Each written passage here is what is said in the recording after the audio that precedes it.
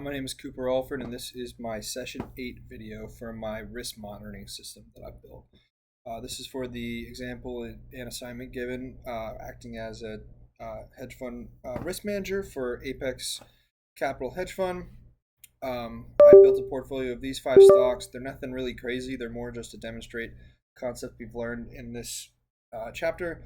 Actually, really bad portfolio for what it's worth, but that'll show a lot of our warnings and problems and risk monitoring. And yeah, so we actually have to have risk to actually monitor it. So it's very extensive. It has 12 or 13 steps.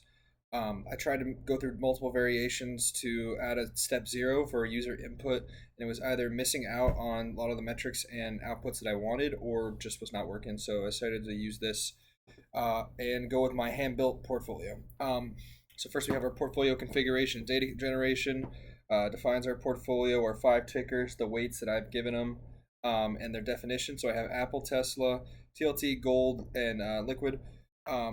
This is a 20-year Treasury ETF, our gold ETF, and our corporate bonds. Our bonds, 2 ETFs, and 2 tech stocks, basically to give it a nice mix in our portfolio of diversity and shows different aspects of our monitoring system. We've given ourselves $100 million allocation of our $2 billion hedge fund to work with. We're using a value of risk at 99%, our 1.5 daily limit for our total $100 million allocation.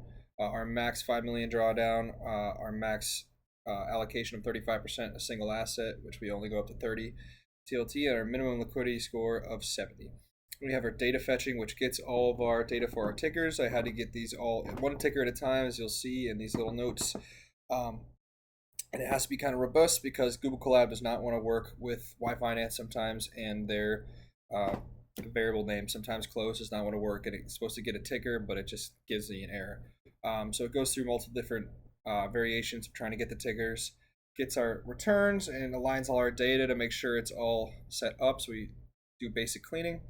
Then we have our synthetic data as a fallback just in case everything fails. But you'll see later on that this is not true. It accurately got our data from Y Finance. Then we have, again, lining data and removing any non-rows, basic cleaning. Step 3, portfolio returns, using all our metrics to calculate our portfolio metrics, using our weights given, calculate our portfolio returns, portfolio statistics, a lot of our stats, daily mean, daily standard deviation, skewness, and kurtosis, which has to deal with the fact that it's not normally distributed. It's actually going off real data, or using our Monte Carlo simulations to come up with statistical data of what our return actually looks like. Then returns it, and then we go to our value at risk calculation using multiple different methods to prove what we did in class and show the concepts that we learned in class. So this is the main chunk of our code, obviously.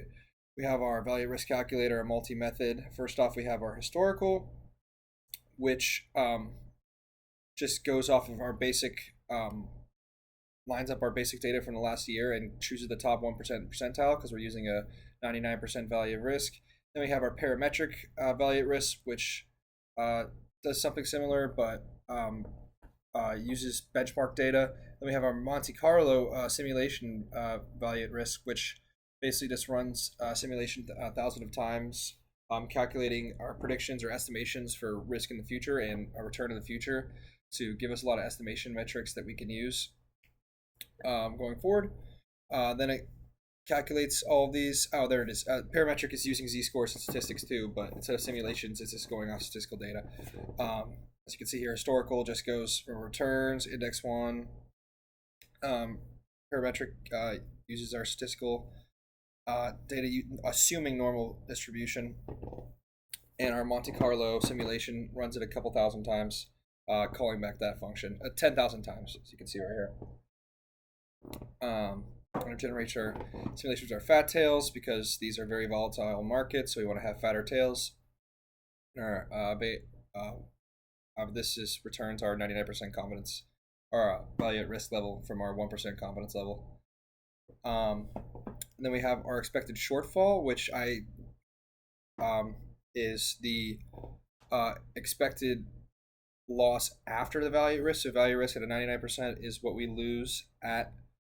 There's a 99% chance that we don't lose that, but at the 1% chance that we do, anything beyond that would be our expected shortfall, which can be very big and can be absolutely detrimental and bankrupt a company or even mess with the banks. Expected shortfall gets our portfolio returns and our value based on how much we would lose beyond our value of risk, which is why we have to do that after. Then we get to our risk metrics calculator.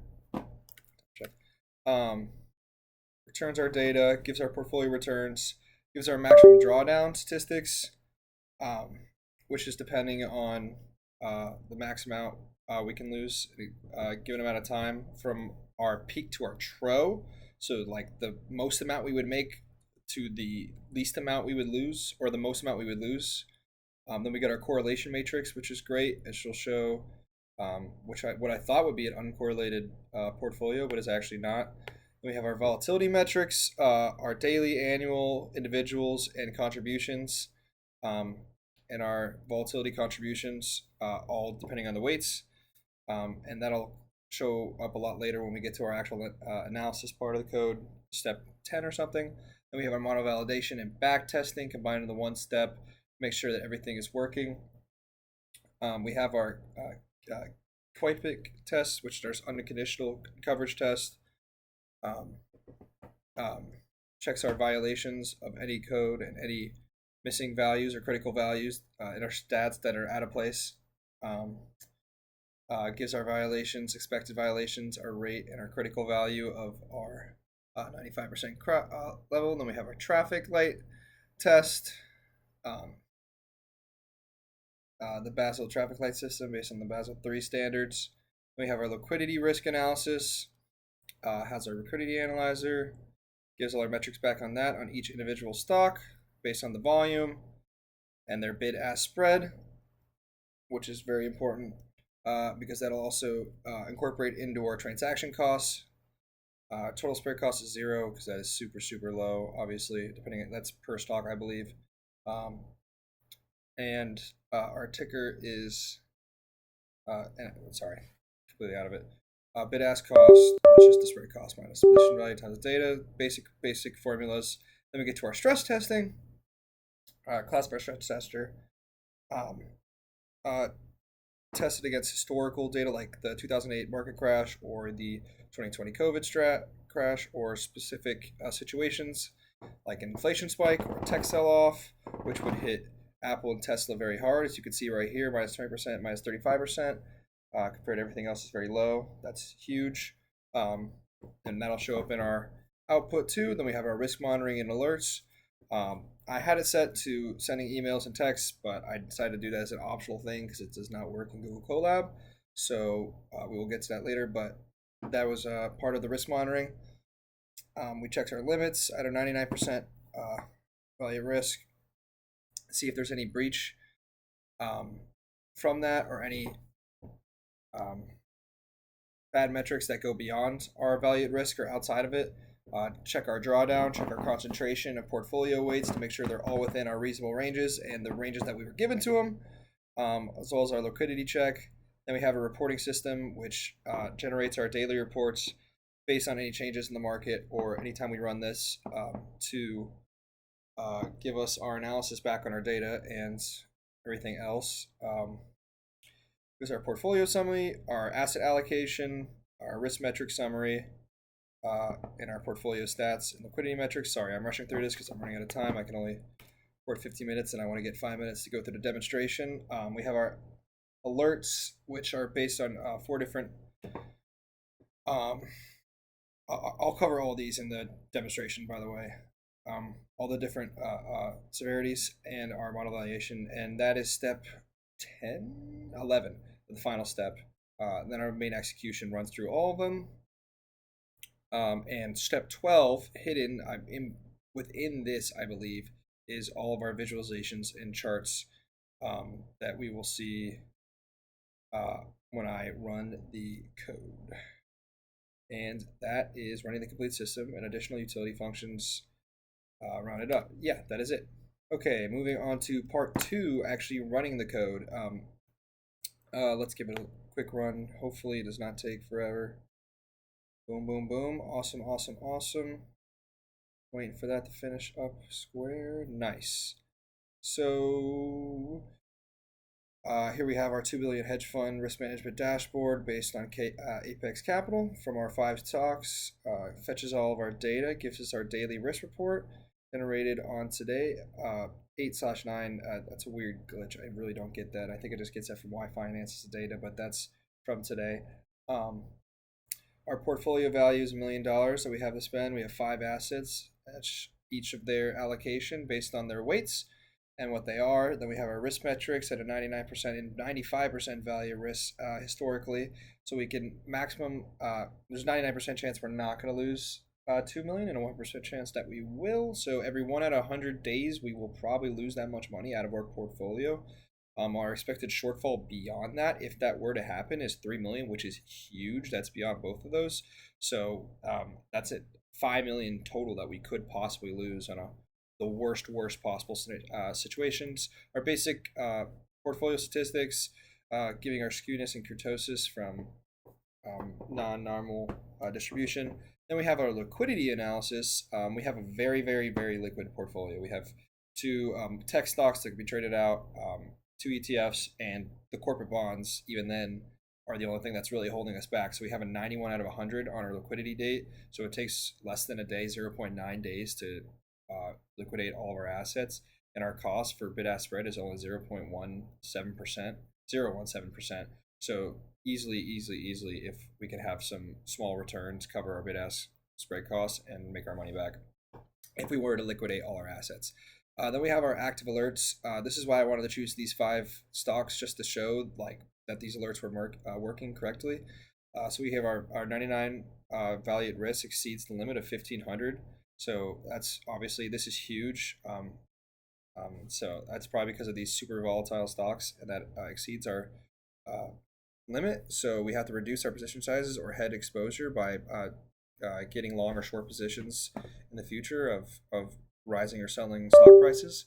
And then our max drawdown is hugely exceeding from our max, peak to our TRO is 16 million, which exceeds our 5 million. So this is critical. High alert, max alert. We have to make some immediate changes right now. That would be done in the next 5 minutes if that were on my thing. Like green would be done in the next day, yellow would be done within the next hour, red within the next couple of minutes, or orange in the next couple of minutes, and red ASAP as soon as possible. We have our violations expected 5, so that's all good. Violation rate, traffic light status is yellow, so that's all good. Everything is working. Our stress test results. In the COVID crash, we would lose 3 million. Financial crash, we would lose 1.7. Tech 5, and obviously inflation 5, and our biggest is tech sell-off because we have 2 tech stocks would be $9 million. So we know that's working correctly. We have 9 different graphs, very extensive here. Portfolio returns, our daily returns, our cumulative value of our portfolio since 2023. So that's how much we've gained, which is 1.3%, which is not bad. Really, it's kind of mid, really very mid. Our max drawdown, which spikes here and here and here, you'll see this big spike, and this spike is mostly likely because, and you'll see right here when Tesla rose and then dropped, is probably because of the election, so we know that's coming through. Our correlation matrix shows that there is some very high correlation actually overall, and even TLT and liquid are 2, an ETF and our bonds are extremely high correlated, so that shows that that's not really a great portfolio to have. Then we have our VRA, our 95 and 99% value at risk comparison between our 3 different methods. As you can see, that it's much higher for the Monte Carlo. And our volatility spikes. I'm just going to scroll through this. Contribution by asset, yada yada. Sorry, I'm running out of time. Our key metrics, max drawdowns. Yeah, and that is